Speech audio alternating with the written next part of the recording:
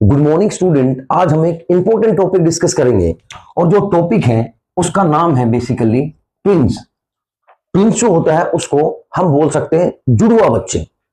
तो एक कंसेप्ट काम करता है ट्विंस। सबसे पहले तो ट्विंस होते क्यों है, किस कंडीशन में ट्विंस होते हैं, एक जैसे सिमिलरिटीज, तो वो कब होता है, किस कंडीशन में होता है। तो ये दो केस होते हैं बेटा, एक को हम बोलते हैं मोनोजाइगोटिक और एक को बोलते हैं डाइजाइगोटिक।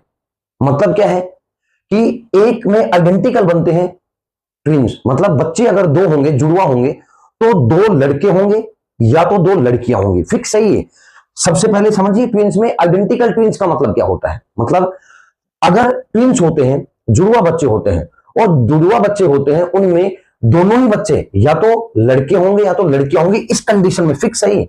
लड़का और लड़की नहीं होगा कभी भी।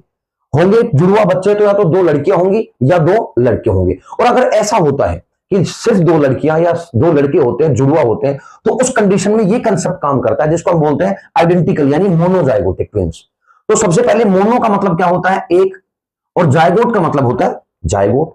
तो मतलब जिसमें एक जाइगोट बनता है, फर्टिलाइजेशन होगा तो एक जाइगोट बनेगा, और जब एक जाइगोट बनेगा तो बेसिकली ये बन गया जाइगोट। ये एग है, ये स्पर्म है, फर्टिलाइजेशन हुआ, सबसे पहला स्ट्रक्चर जाइगोट। लेकिन जो जाइगोट होता है उसमें आइडेंटिकल और इक्वल क्लीवेज होती है, और जब इक्वल क्लीवेज होती है तो जाइगोट से बनता है एम्ब्रियो, और जब एम्ब्रियो बनता है तो बेसिकली स्प्लिटिंग ऑफ एम्ब्रियो, तो वो एम्ब्रियो स्प्लिट कर जाता है, इक्वली स्प्लिट कर जाता है। एम्ब्रियो बनता है और वो इक्वली बनने के बाद स्प्लिट कर जाता है। तो रेयर कंडीशन में होता है, नॉर्मली नहीं होती चीज, पर रेयरली हो जाता है कि जाइगोट से एम्ब्रियो बनेगा बेटा, एम्ब्रियो बनने के बाद वो एम्ब्रियो स्प्लिट हो जाता है, इक्वली दो भाग में बढ़ जाता है, और वो फिर दोनों इक्वली क्या बनते हैं, उनमें या तो फीमेल फीमेल बनेगी या मेल और मेल बनेगा। तो सेम जेंडर और सेम फीचर्स होंगे उनके। ये तो होगी कंडीशन एक कंडीशन क्या बताई बेटा मैंने, जिनमें जुड़वा बच्चे होंगे 100%, दो गर्ल या दो बॉयज होंगे जुड़वा, और सेम फीचर्स और आइडेंटिकल मिलेंगे, उसमें एम्ब्रियो जो है वो स्प्लिट अप होता है।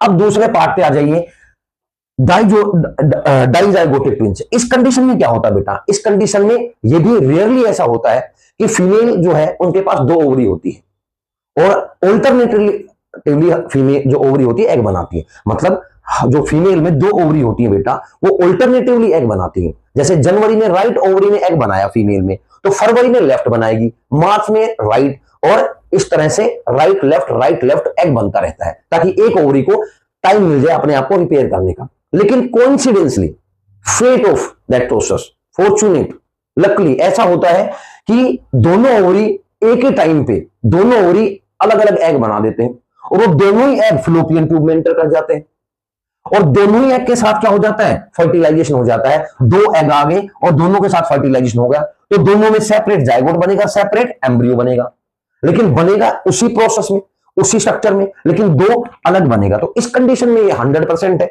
या तो दो लड़की हो सकती है इसमें, या दो लड़के हो सकते हैं, या एक लड़का और एक लड़की। तो एक लड़का अगर एक लड़की और जुड़वा हो जाते तो मान के चलिए प्रोसेस यहां पे ये हुआ है।